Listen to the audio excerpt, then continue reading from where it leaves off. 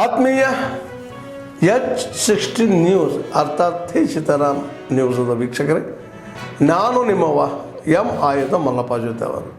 ತಾವು ಈಗ ಸುದ್ದಿಗಳ ಲೋಕಕ್ಕೆ ಎಂಟ್ರಿ ಹೊಡಿತಾ ಇದ್ದೀರಿ.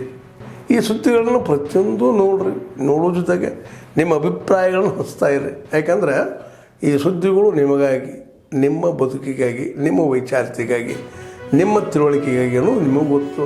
ಜೊತೆಗೆ ನಮಗೂ ನಿಮ್ಮೊಂದಿಗೆ ಇದೊಂದು ಮಾತಾಡುವಂಥ ಜೊತೆಗೆ ಸುದ್ದಿಗಳನ್ನು ಬಿಡುವಂಥ ಕೆಲಸ.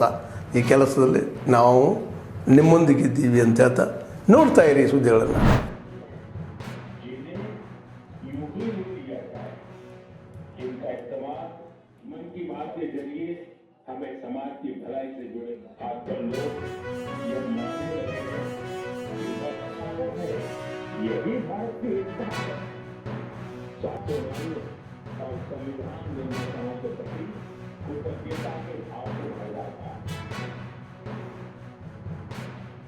ಏರ್ ಕಂಡೀಷನ್ ಆಫೀಸ್ನಲ್ಲಿ ಕೂತ್ಕೊಂಡು ಸ್ಯಾಂಕ್ಷನ್ ಮಾಡೋದು ಮಾತಲ್ಲ.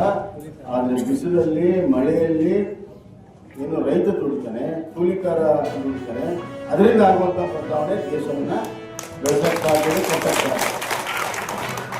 ಹೀಗಾಗಿ ಇವತ್ತು ಅಂಥ ಎಲ್ಲ ಕೆಲಸಗಳಿಗೆ ಸ್ಫೂರ್ತಿಯಾಗಿ ಇವತ್ತು ನರೇಂದ್ರ ಮೋದಿ ಅವರು ತಮ್ಮ ಕಾರ್ಯಕ್ರಮಗಳನ್ನು ಮಾಡ್ತಾ ಇದ್ದಾರೆ.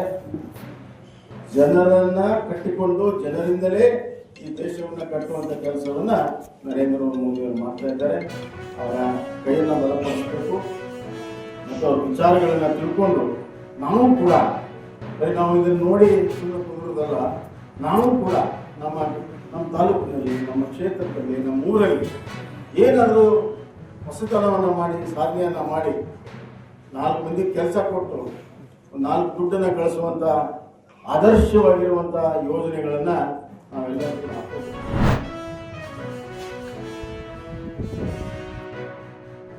ಏನೋ ಕನಸು ಕಾಣ್ತಾ ಇರ್ತೇವೆ. ನೈಜತೆಯನ್ನ ಗಣ್ಯರನ್ನ ವಿದ್ಯಾರ್ಥಿ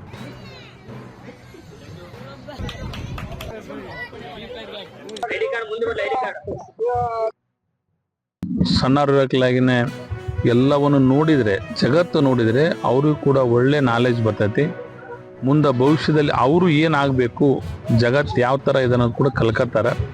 ಇವತ್ತು ನಿಂಗದಳ್ಳಿಯಲ್ಲಿ ಕಿರಿಯ ಪ್ರಾಥಮಿಕ ಶಾಲೆ ಇರ್ಬೋದು, ಶಾಪುರ್ ಇರ್ಬೋದು, ಈಗ ಅನೇಕ ಸ್ಕೂಲ್ಗಳಲ್ಲಿ ಇವತ್ತು ವಿದ್ಯಾರ್ಥಿಗಳಿಗೆ, ಮಕ್ಕಳಿಗೆ ಅದರಲ್ಲಿ ವಿಶೇಷವಾಗಿ ಜಗತ್ತನ್ನು ತೋರಿಸೋಂಥ ಪ್ರಯತ್ನ ಇದು ಒಳ್ಳೆಯ ಪ್ರಯತ್ನ.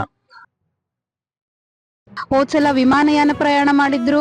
ಆ ಅನುಭವ ಕೂಡ ಎಷ್ಟೋ ತಂದೆ ತಾಯಿಗಳಿಗೆ ಇಲ್ಲದೆ ಇರೋದು ಮಕ್ಕಳಿಗೆ ಆ ಒಂದು ಅನುಭವ ಸಿಕ್ಕದ. ಈ ಸಲ ಕೂಡ ಅತ್ಯಂತ ಉತ್ತಮವಾದ ಪ್ಲೇಸ್ಗಳ ಕಡೆ ಕರ್ಕೊಂಡು ಹೋಗ್ತಾ ಇದ್ದಾರೆ. ಸೊ ಎಲ್ರಿಗೂ ಕೂಡ ಒಳ್ಳೇದಾಗ್ಲಿ. ಮಕ್ಕಳೆಲ್ಲ ಹುಷಾರಾಗಿ ಹೋಗಿ ಬನ್ನಿ. ಎಲ್ಲರೂ ಹುಷಾರಾಗಿ, ಮಕ್ಕಳು, ಟೀಚರ್ಸ್ ಎಲ್ಲರೂ ಹೋಗಿ ಬರ್ರಿ ಅಂತ ಹೇಳಿ ಗ್ರಾಮ ಪಂಚಾಯತಿ ಪರವಾಗಿ ಹಾಗೂ ಗ್ರಾಮದ ಪರವಾಗಿ ಅವರಿಗೆ ಶುಭಾಶಯನ ಕೋರ್ಲಿಕ್ಕೆ ಇಷ್ಟಪಡ್ತೀವಿ. ಈ ವರ್ಷವೂ ಸಹಿತ ಇವರು ಗೋವಾ ಮತ್ತು ಬಾಂಬೆ ಮತ್ತು ದಿಲ್ಲಿಗೆ ಹೋಗ್ತಾ ಇದ್ದಾರೆ. ಅಲ್ಲಿ ದಿಲ್ಲಿಯಲ್ಲಿ ಸಹಿತ ಮಾನ್ಯ ಸಂಸದರು ಅಲ್ಲಿ ಬೇಕಾಗುವಂಥ ಎಲ್ಲ ವ್ಯವಸ್ಥೆ ಕೂಡ ಮಾಡಿದ್ದಾರೆ.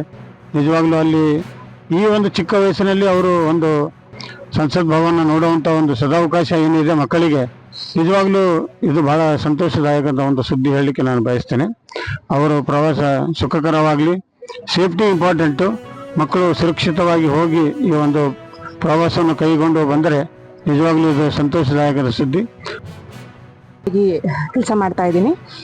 ಇವತ್ತು ನಿಜವಾಗ್ಲೂ ನಂಗೆ ತುಂಬ ಹೆಮ್ಮೆ ಅಂತ ಅನಿಸುತ್ತೆ. ಯಾಕಂದರೆ ಪಾರ್ಲಿಮೆಂಟಿಗೆ ಹೋಗ್ತಾ ಇರುವಂತಹ ಒಂದು ಈ ಸ್ಟೇಟಲ್ಲಿ ಮೊದಲ ಒಂದು ಶಾಲೆ ಅಂತ ಹೇಳಿದ್ರೆ ನಮ್ಮದು ಲಿಂಗದಳ್ಳಿ ಶಾಲೆ. ಸೊ ಹಾಗಾಗಿ ನಾವು ಕೂಡ ಪಾರ್ಲಿಮೆಂಟನ್ನು ನೋಡಿರಲಿಲ್ಲ. ಇದೇ ಫಸ್ಟ್ ಟೈಮ್ ನಾವು ಮತ್ತು ಮಕ್ಕಳ ಜೊತೆಗೆ ಹೋಗ್ತಾ ಇರೋದು. ಸೊ ನಮಗೂ ಲಕ್ಕಿ ಅಂತ ಅನ್ಸುತ್ತೆ. ಯಾಕಂದರೆ ಮಕ್ಕಳ ಜೊತೆಗೆ ನಾವು ಸಹ ಪಾರ್ಲಿಮೆಂಟನ್ನು ನೋಡ್ತಾ ಇದ್ವಿ. ಇದಕ್ಕೆ ನಿಜವಾಗ್ಲೂ ನಮಗೆಲ್ಲರಿಗೂ ತುಂಬ ಖುಷಿ ಆಗ್ತಾ ಇದೆ. ಅವರಲ್ಲಿ ಇರತಕ್ಕಂಥ ಅಧ್ಯಕ್ಷರು, ಅವರು ಯಾವ ಸಚಿವರು ಅಂತದ ತಿಳಿಸ್ಕೊಡ್ತಾ ಇದ್ವಿ.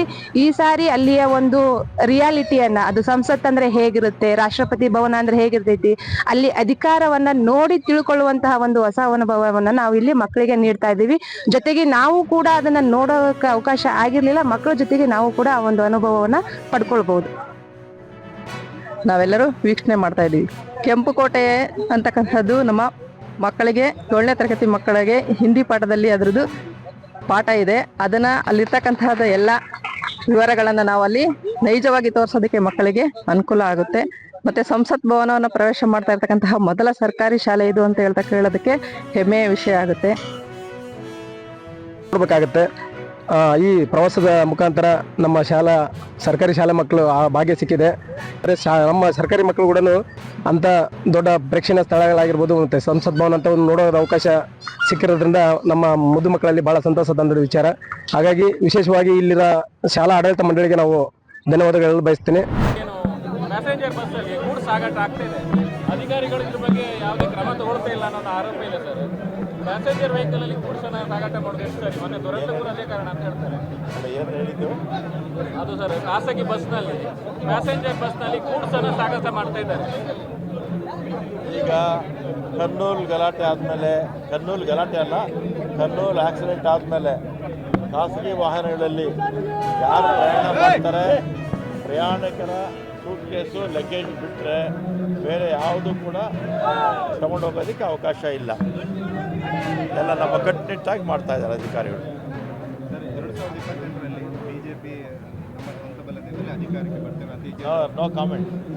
ಈಗ ನಾನು ಬಂದಿರೋದು ಬಸ್ ಸ್ಟ್ಯಾಂಡ್ ಇನಾಗ್ರೇಷನ್, ರಾಜಕೀಯ ಮಾತಾಡಲ್ಲ. ಸರ್, KSRTC ಅವರದ್ದು ವೇತನ ಪರಿಷ್ಕರಣೆ ಬಗ್ಗೆ ತುಂಬ ಬೇಡಿಕೆ ಇದೆ, ತುಂಬ ವರ್ಷ ಬೇಡಿಕೆ ಇದೆ. ಹೌದು, ನಿನ್ನೆ ಕೂಡ ಮಾತಾಡಿದ್ವಿ.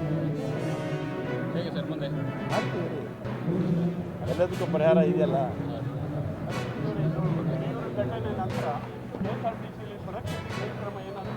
ಸುರಕ್ಷತೆಗೆ 2013ರಲ್ಲಿ ನಾನು ಇದೇ ಇಲಾಖೆ ಮಿನಿಸ್ಟರ್ ಆಗಿದ್ದೆ.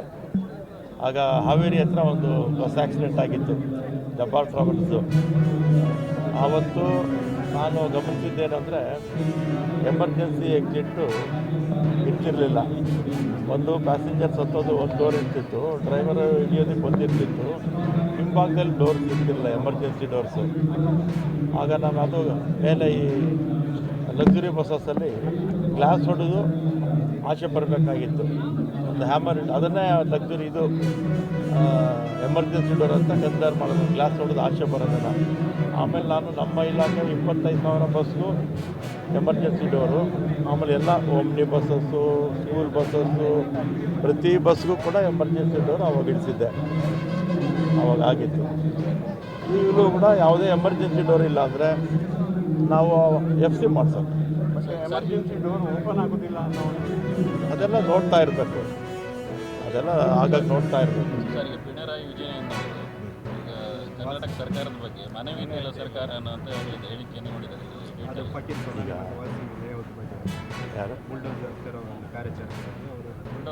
ಕೆಲವು ಮಾಡಿದ್ರಲ್ಲ ಆ ಪ್ರಕರಣದ ಬಗ್ಗೆ ಅವರು ಪ್ರತಿಕ್ರಿಯೆ ನೀಡಿ ಮಾನವೀಯತೆಯ ಸರ್ಕಾರ ಅಂತ ಹೇಳಿದ್ದಾರೆ. ಕರ್ನಾಟಕದಲ್ಲಿ ಪಿಣರಾಯಿ ವಿಜಯನ್ ಅವರು ಪಿಣರಾಯಿ ವಿಜಯನ್ ಅವರು ಯಾಕೆಲ್ಲರೂ ಗೊತ್ತಿಲ್ಲ ಅಲ್ವಾ? ಕೇರಳ ರಾಜ್ಯ ಮುಖ್ಯಮಂತ್ರಿ, ಅಲ್ಲಿರೋದು ನೋಡ್ಕೊಳ್ಳಿ ಮೊದಲು, ನಮ್ಮ ರಾಜ್ಯದ ನಾವು ನೋಡ್ಕೊಳ್ತೀವಿ. ಆದರೆ ನನಗೆ ವಾಸ್ತವವಾಗಿ ಅಲ್ಲಿ ಯಾಕೆ ಹೊಡೆದ್ರು ಅಂತ ನನಗೆ ವಿಚಾರ ಕರೆಕ್ಟಾಗಿ ಗೊತ್ತಿಲ್ಲ. ಯಾಕೆಂದ್ರೆ ನಾನು ನೆನ್ನೆನೂ ಊರಲ್ಲಿ ಇರಲಿಲ್ಲ, ತಿಳ್ಕೊಂಡು ಬೇಕಾದ್ರೆ ಆಮೇಲೆ ಕಾಮೆಂಟ್ ಮಾಡ್ತೀನಿ. ಉಡುಪಿಯಲ್ಲಿ ಖಾಸಗಿ ಬಸ್ಗಳ ಮಾರುಕಟ್ಟೆ ಜಾಸ್ತಿ ಆಗಿದೆ, KSRTC ಬಳಕೆ ತುಂಬ ಕಡಿಮೆ ಆಗಿದೆ. ಈಗ ನಮಗೇನಾಗಿದೆ ಅಂದರೆ ಉಡುಪಿ ಮತ್ತು ದಕ್ಷಿಣ ಕನ್ನಡದಲ್ಲಿ ನಾವು ಪರ್ಮನೆಂಟ್ ಬಸ್ ಹಾಕೋದು ರೆಡಿ ಇದ್ದೀವಿ. ನಮ್ಮೆಲ್ಲ ಶಾಸಕರು ಬಸ್ ಹಾಕ್ಕೊಡಿ KSRTC ಅಂತ ಕೇಳ್ತಾರೆ. ಇಲ್ಲೇನಾಗಿದೆ, ಪರ್ಮಿಟ್ಸು ಪದೇ ಕೋರ್ಟ್ಗಳಿಗೆ ಹೋಗ್ತಾ ಇರ್ತಾರೆ. ಆ ಕೋರ್ಟ್ಗಳಿಗೆ ಹೋಗೋದ್ರಿಂದ ನಮಗೆ ನಮ್ಮ ಬಸ್ಸಸ್ ಹಾಕೋಕ್ಕಾಗ್ತಿಲ್ಲ. ಪಕ್ಷಾತೀತವಾಗಿ ಎಲ್ಲ MLAs ಕೂಡ KSRTC ಬಸ್ಸಸ್ ಹಾಕಿ ಅಂತ ಹೇಳ್ತಾರೆ. ಕೋರ್ಟ್ಗಳಿಗೆ ಹೋಗ್ಬಿಡ್ತಾರೆ. ಕೋರ್ಟ್ಗಳಲ್ಲಿ ನಮಗೆ ಸಮಸ್ಯೆ ಆಗುತ್ತೆ. ಹಿಂದೆ ಕೂಡ ನಾನು ಮಿನಿಸ್ಟರ್ ಆಗಿದ್ದಾಗ ಬೇಕಾದಷ್ಟು ರೂಟ್ಸ್ ಎಲ್ಲ ಕೊಟ್ಟಿದ್ದೆ. ಅದಾದಮೇಲೆ ಅದನ್ನು ಕೂಡ ಕ್ಯಾನ್ಸಲ್ಲು ಮಾಡಿದ್ದಾರೆ. ನೋಡೋಣ, ಈ ಸಲ ಮತ್ತೆ ಬಸ್ಸಸ್ ಬರುತ್ತೆ. ಮತ್ತು ಜಿಲ್ಲಾಧಿಕಾರಿಗಳು RTA ಅಧ್ಯಕ್ಷರು ಅವರೇ ಅಲ್ವಾ ಇಲ್ಲಿಗೆ ತಗೊಂಡು ಮಾಡ್ತಾರೆ. ಈಗ ಜನವರಿ 1st ವೀಕಿಂದ ನಿಮ್ಮ ಸಾರಿಗೆ ಇಲಾಖೆ ನೌಕರರು ಮುಷ್ಕರ ಹೋಗೋ ಬಗ್ಗೆ ಮಾತಾಡ್ತಾ ಇದ್ದಾರೆ. ಈ ಬಗ್ಗೆ ಏನು ಕ್ರಮ ತಗೋತೀರಿ? ಅವರ ಬೇಡಿಕೆ ಇದರಲ್ಲಿ ವಿಷಯದಲ್ಲಿ ಬೇಡಿಕೆ ಅವ್ರ ಹತ್ರ ಮಾತಾಡ್ತಾ ಇದ್ದೀನಿ. ಅಲ್ಲ, ಅವರಿಗೆ ಆಲ್ರೆಡಿ ಅನೌನ್ಸ್ ಮಾಡಿದಾರಲ್ಲ, ಜನವರಿ 1st ವೀಕಿಂದ ನಾವು ಉಪವಾಸ ಸತ್ಯಾಗ್ರಹ ಮಾತಾಡ್ತಿರ್ತೀನಿ ಅವ್ರ ಹತ್ರ ಮಾತಾಡ್ತೀನಿ. ಶಕ್ತಿ ಯೋಜನೆ ನಿಲ್ತದೆ, ಶಕ್ತಿ ಯೋಜನೆ ಹೇಳ್ತಾರೆ. ಶಕ್ತಿ ಯೋಜನೆ ಯಾಕೆ ನಿಲ್ಲುತ್ತೆ? ಎಲ್ಲರೂ ಬಡವರಿಗೆಲ್ಲ ಬಡವರು ಅಂದರೆ ಮಹಿಳೆಯರಿಗೆಲ್ಲ ಅನುಕೂಲ ಆಗ್ತಾ ಇದೆಯಲ್ಲ, ನಿಲ್ಲಿಸೋ ಉದ್ದೇಶ ಏನೂ ಇಲ್ಲ. ಸರ್, ಮತ್ತೆ CM ಬದಲಾವಣೆ ಚರ್ಚೆ ಮತ್ತೆ ಅದೆಲ್ಲ ಏನು ಮಾತಾಡಲ್ಲಪ್ಪ ನಾವು.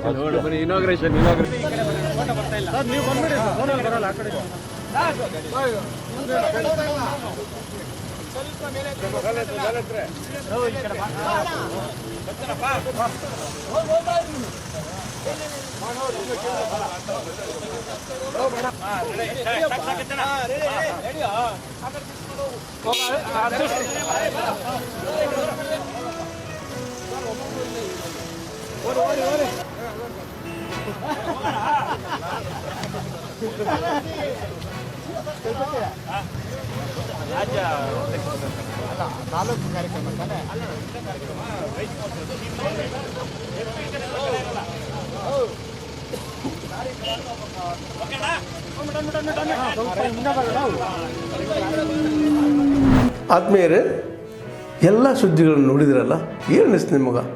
ಇದರಲ್ಲೇ ನಿಮ್ಗೆ ಲೈಕ್ ಆಗಿರ್ಬೋದು, ಡಿಸ್ಲೈಕು ಆಗಿರ್ಬೋದು, ಕಾಮೆಂಟ್ ಬೇಡಪ್ಪ ಅಂತೂ ಅನಿಸಿರ್ಬೋದು, ಕಾಮೆಂಟ್ ಮಾಡಬೇಕಪ್ಪ ಅನಿಸ್ಬೋದು, ಶೇರ್ ಮಾಡಬಾರ್ದಪ್ಪ ಅನಿಸಿರ್ಬೋದು, ಅದು ಮಾಡಬೇಕು ಅನಿಸಿರ್ಬೋದು. ಏನಾದರೂ ಆಗಲಿ ಶೇರ್ ಮಾಡ್ತಾಯಿರಿ, ಈ ನ್ಯೂಸ್ಗಳನ್ನ ಹಂಚ್ತಾ ಇರಿ, ಜೊತೆಗೆ ಇದಕ್ಕೆ ಸಬ್ಸ್ಕ್ರೈಬ್ ಆಗ್ತಾಯಿರಿ ಅಂತ ಹೇಳ್ತಾ H16 ನ್ಯೂಸ್ ಅರ್ಥಾತ್ ಹೇ ಸೀತಾರಾಮ್, ಇದು ಸತ್ಯದ ಕೈಗೆ ನಡಿ. ವಂದನೆಗಳು.